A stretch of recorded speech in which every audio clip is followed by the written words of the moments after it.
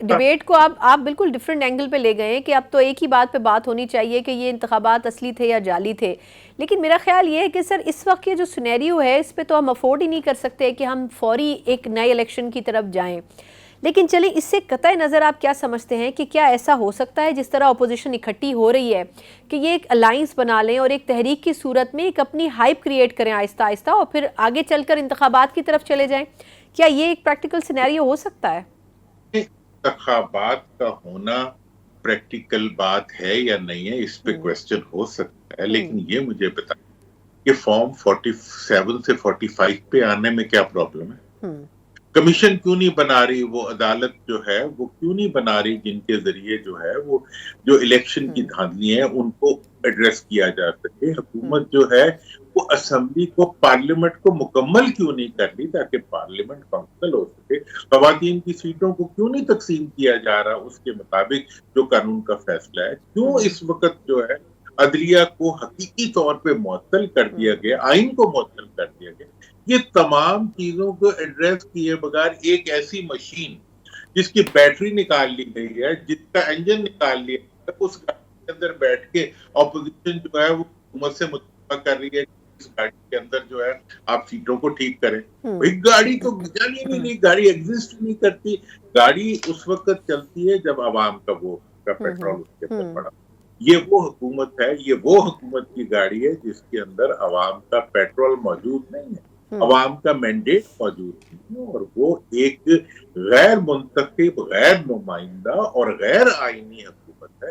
اس حکومت کے ساتھ مذاکرات ہو سکتے ہیں کیونکہ وہ ڈی جورے یا ڈی فیکٹو بیٹھی ہوئی ہے تو اس سے بات تو ہو سکتی ہے، لیکن بات کیا ہونی چاہیے؟ وہ یہ تو نہیں ہو سکتی کہ جی جو آپ نے اقدامات اٹھائے ہیں ان کے اوپر جو ہے ہم آپ سے جو ہے تعاون چاہتے ہیں. ایگزیکٹلی ون پوائنٹ ایجنڈا ہونا چاہیے. نہیں، I understood what you saying. اچھا اب یہ تو سر کلیئرٹی ہے بالکل، لیکن اب ایک طرف تو چلے. ہاں بالکل. اگر حکومت آتی اور یہ واقعی کمیشن بنا دیتی تو 15 دنوں میں فیصلے کرا کے اپنی مرضی کے فیصلے لے آتے. وہ تو اچھا ہوا انہوں نے حیا کر لیا تھوڑا، ورنہ ان کا مطالبہ وہ اگر حکومت پورا کر دیتی، حکومت نے بنانا تھا کمیشن، پھر انہوں نے کہنا تھا کمیشن. یہ ایشو کمیشن کا نہیں ہے، ایشو اس وقت جائز اور ناجائز ہونے کا ہے، اور ناجائز کو جائز کرنا ہے تو اس کے لیے سرٹن اقدامات اٹھانے پڑیں گے. اس کے بغیر جمہوریت نہیں ہے. پھر ٹھیک ہے آپ بیٹھے ہوئے ہیں، شہباز شریف صاحب جو ہے وہ چیف مارشل لا ایڈمنسٹریٹر ہے اس وقت، تو ٹھیک ہے ہم قبول کر لیتے ہیں. بھٹو صاحب بھی بنے تھے دنوں کے لیے. اچھا درانی صاحب، ویسے تو سر سیگمنٹ کا وقت تقریباً ختم ہو رہا ہے، لیکن مجھے لاسٹ کامنٹ آپ کا چاہیے کہ یہ جو عدلیہ میں ہو رہا ہے سر، اسلام آباد ہائی کورٹ میں نئے ججز کے آنے کے بعد ایک عجیب کانفلکٹ کی صورتحال پیدا ہو گئی ہے. پہلے بھی 6 ججز کا خط تھا، اب مزید کچھ ججز بار بار اس حوالے سے آوازیں اٹھا رہے ہیں. آپ کو نہیں لگتا کہ 26ویں ترمیم کے بعد یہ ایسا ماحول ہو گیا ہے کہ عدلیہ میں گروپ بندی تو ہوتی تھی لیکن اب بہت کھل کر گروپ بندی سامنے آ رہی ہے اور وہ نقصان دہ بھی ہے عدلیہ کے لیے؟ دیکھیں یہ عدلیہ میں جو کچھ آج ہو رہا ہے یہ ہم ایک دفعہ پہلے بھی دیکھ چکے ہوئے ہیں. جب مشرف صاحب کے زمانے میں ڈوگر کورٹ بنا تھا اس وقت یہی کیفیت تھی جو آج کی کیفیت.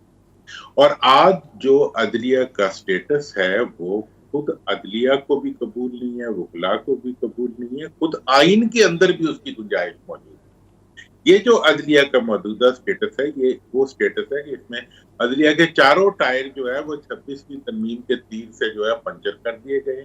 اس وقت عدلیہ زمین پہ کھڑی ہوئی ایک ایسی گاڑی ہے جس کو چلانا پاسبل ہی نہیں ہے.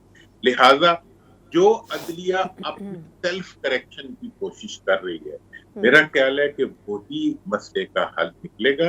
اور عدلیہ کی جو نان فنکشنالٹی ہے وہ صرف اور صرف 26ویں ترمیم کی نفی سے، 26ویں ترمیم کو ریجیکٹ کرنے سے ہی صرف عدلیہ بحال ہو سکتی ہے، ورنہ پاکستان میں اس وقت حقیقی عدلیہ ایگزسٹ نہیں کرتی. اس وقت صرف حکومت جو ہے وہ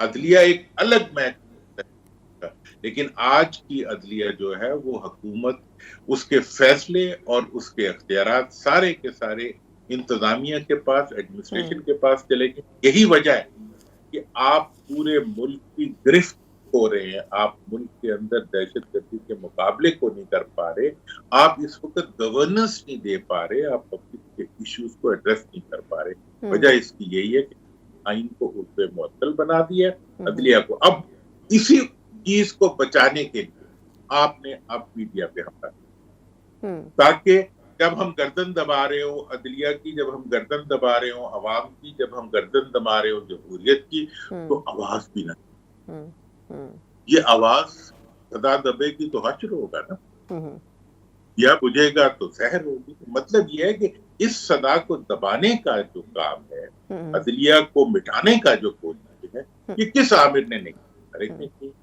ہم خود اس کا حصہ اندر سے دیکھ کے بیٹھے ہیں.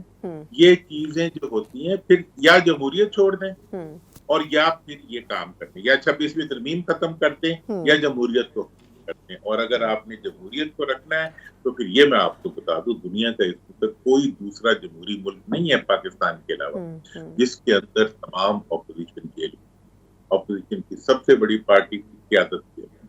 اس لیے یہ جو اس وقت کی جمہوریت آپ نے بنائی ہے، یہ جمہوریت کی بھی نفی ہے اور پوری دنیا کے اندر پاکستان کو ایک تذلیل کا نشانہ بنا رہی ہے.